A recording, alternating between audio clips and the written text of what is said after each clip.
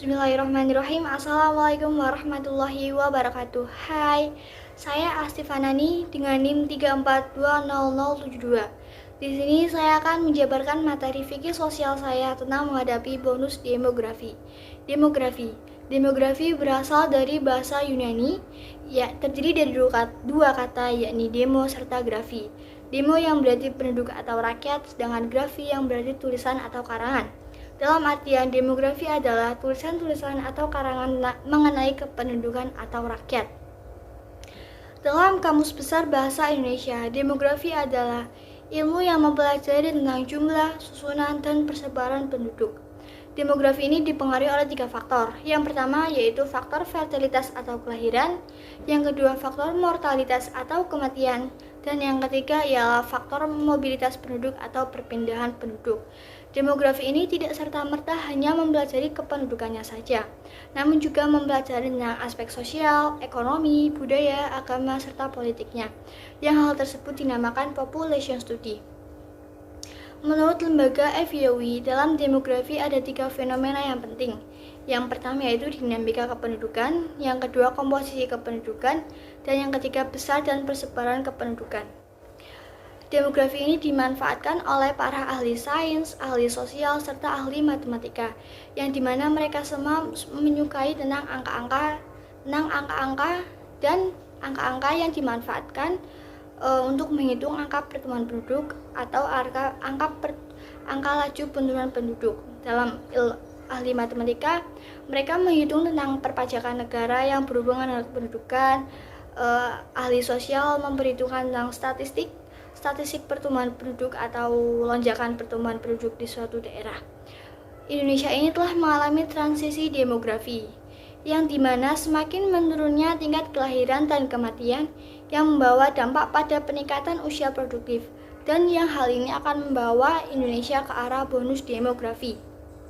Bonus demografi adalah keuntungan yang dinikmati suatu negara yang ada di dunia ini sebagai akibat dari besarnya proporsi penduduk produktif.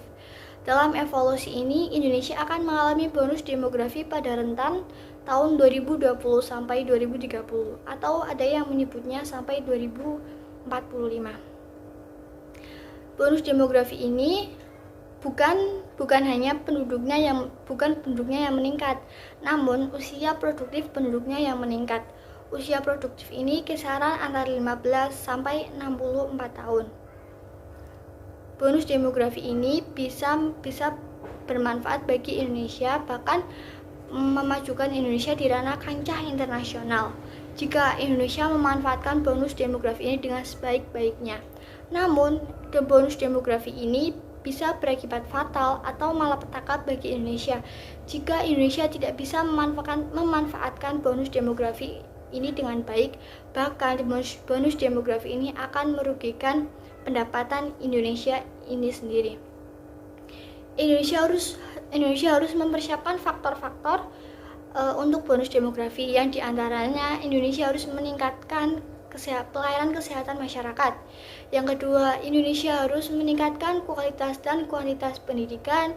Yang ketiga, Indonesia harus mempertimbangkan pertumbuhan ekonomi atau peningkatan ekonomi. Yang keempat, harus mengendalikan penduduk. Yang pertama, kesehatan. Indonesia telah mencanangkan berbagai program tentang kesehatan, tentang BPJS, Kartu Indonesia Sehat, JKN, dan lain sebagainya. Hal tersebut memperlihatkan bahwa Indonesia telah serius mencanangkan tentang kesehatan. Namun hal tersebut harus tetap ditingkatkan, dari meningkatkan gizi, meningkatkan pola kehidupan masyarakat setiap daerahnya, meningkatkan pelayanan masyarakat setiap rumah sakit, dan mempermudah akses ke rumah sakit atau ke kesehatan pelayanan masyarakat. Dan yang paling penting, Indonesia harus mencanangkan lingkungan sehat atau lingkungan yang bersih, agar masyarakat itu sendiri dapat memelihara diri sendiri agar terhindar dari penyakit-penyakit. Faktor yang kedua yakni meningkatkan kualitas dan kuantitas pendidikan. Pendidikan ini erat kaitannya dengan karakter, karena Jika karakter seorang baik atau pendidikan baik, maka mereka akan tahu yang terbaik untuk Indonesia dan mereka akan tahu peluang yang ada pada bonus demografi tersebut. Pendidikan juga akan menjadikan sumber daya manusia lebih unggul dan lebih berpotensial untuk memanfaatkan bonus demografi ini. Yang ketiga, tentang pertumbuhan ekonomi. Faktor ekonomi ini erat atau sangat penting kaitannya dengan bonus demografi. Karena jika ini dimanfaatkan dengan sebaik-baiknya, maka Indonesia akan mengalami pertumbuhan ekonomi yang sangat pesat. Dengan Indonesia membuka ketersediaan banyak lapangan pekerjaan untuk usia produktif, maka pendapatan negara Indonesia juga akan ikut meningkat. Namun, jika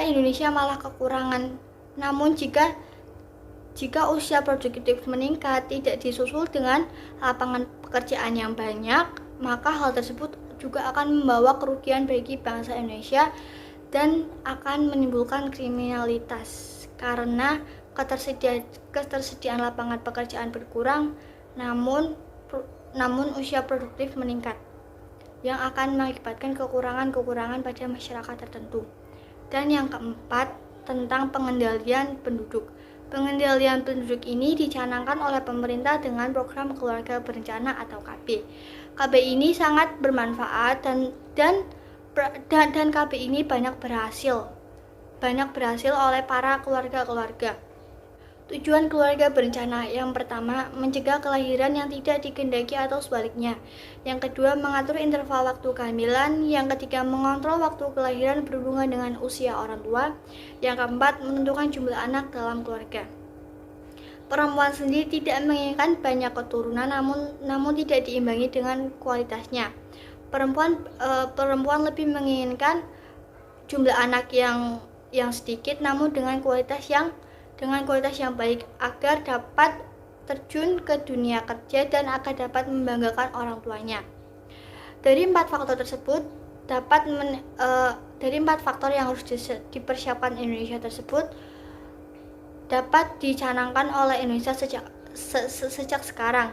Namun hal tersebut sudah sedikit demi sedikit dijalankan oleh pemerintah Indonesia.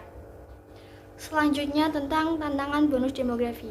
Jika Indonesia tidak mempersiapkan faktor-faktor di atas seperti pendidikan, kesehatan, pertumbuhan penduduk, serta pengendalian penduduk, maka usia produktif Indonesia ini akan menjadi beban atau kerugian bagi negara ini sendiri. Dan hal yang fatal yakni jika Indonesia tidak bisa membaca perubahan bonus demografi yang terjadi di Indonesia. Karena bonus demografi di setiap negara itu memiliki perbedaan tersendiri karena karakteristik penduduknya juga berbeda. Apalagi di era globalisasi sekarang ini, Indonesia harus pintar-pintar membaca hal positif dan negatifnya untuk bonus demografi yang akan mendatang. Karena bonus demografi yang akan mendatang ini jika dibarengi dengan teknologi serta kecanggihan digital, maka itu akan membawa perubahan yang baik serta pertumbuhan bagi Indonesia ke arah kancah internasional.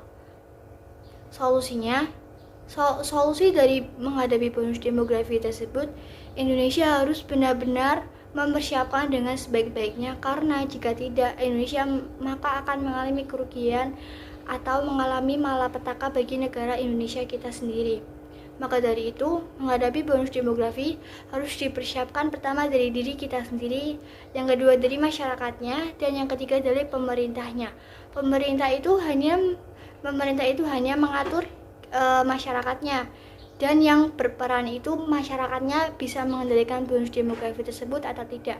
Karena bonus demografi tersebut itu adalah benar-benar kesempatan yang baik untuk Indonesia mengarah ke untuk mengarah Indonesia ke yang lebih baik lagi. Sekian, hanya itu yang bisa saya paparkan. Mohon maaf sebelumnya apabila ada kata-kata yang kurang jelas, ada kata-kata yang sedikit tidak berkenan, mohon maaf. Terima kasih. Wassalamualaikum warahmatullahi wabarakatuh.